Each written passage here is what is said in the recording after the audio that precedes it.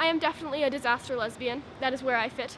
Every day is gay day when you're Presley, but on the channel gay day only happens once per week.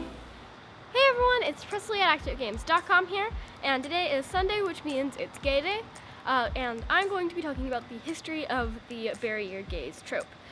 So I'm sure a lot of you have heard of bury your gays, and have questioned why it exists, and I am kind of making this video to answer that question.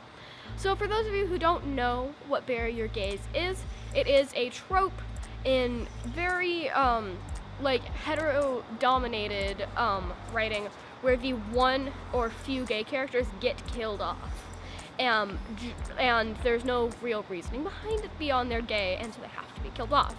And obviously that seems like it started just with people being really homophobic and bad, but that's not actually the entire reasoning behind that being a trope that exists. And I saw a really cool post on Tumblr, which there will be a link in the description to, talking about the history of why this trope started existing. So it all started with the author of Spring Fire, which was the book that really kickstarted the lesbian pulp fiction movement. And she said to her publicist that she really wanted to write about lesbians because she's a lesbian. And her publisher said that it was okay and that he was cool with it, but it had to end badly. And the main character had to realize she wasn't gay at all, and something bad had to happen to anyone so that it can't seem like they're actually supporting homosexuality or any of that stuff. So, or else literally their book shipments would be destroyed, on the basis of it being obscene. So they wouldn't be able to publish the book and actually make it a thing if it didn't end badly. So Spring Fire was published, and even though it ended badly, so many queer women celebrated from their closets and loved it because there's a book about them now. And then tons of people started writing these books, and it became a huge genre. But those publishing rules still applied.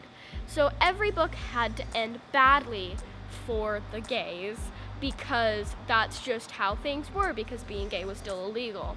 And then finally, the censorship laws were getting more slack around in the 60s and stuff, so people started actually publishing serious queer fiction where no one has to die, which was amazing.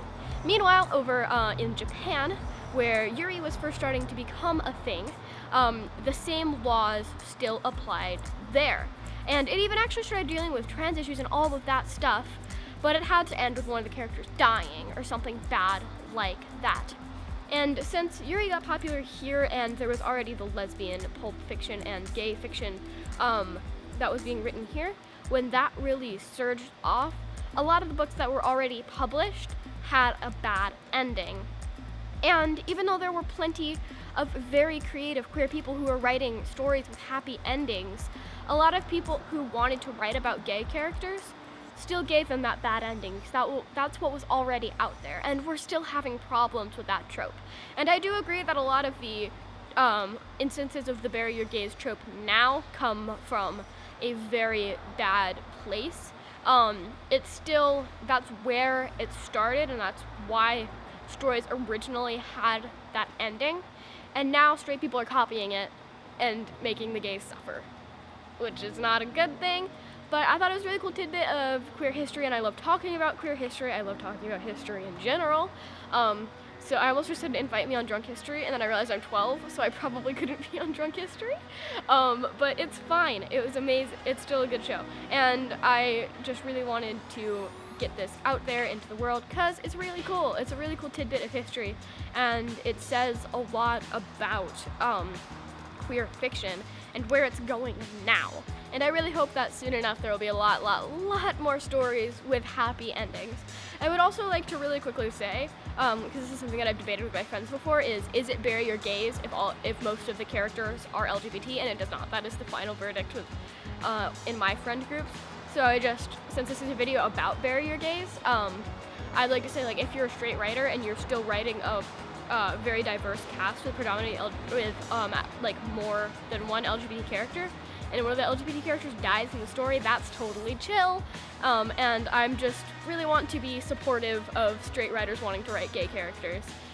in my videos. I don't want it to seem like I'm saying you should not, straight people should not write gay characters and should not kill gay characters because that's a bad thing. Not what I'm saying. I'm just explaining where the trope comes from, and that a lot of this happens to come from straight people doing nasty things.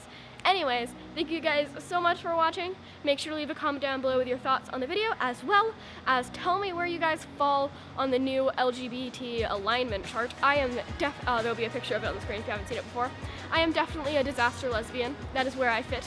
I understand it very well. Thank you so much for watching, and I'll see you tomorrow. Bye!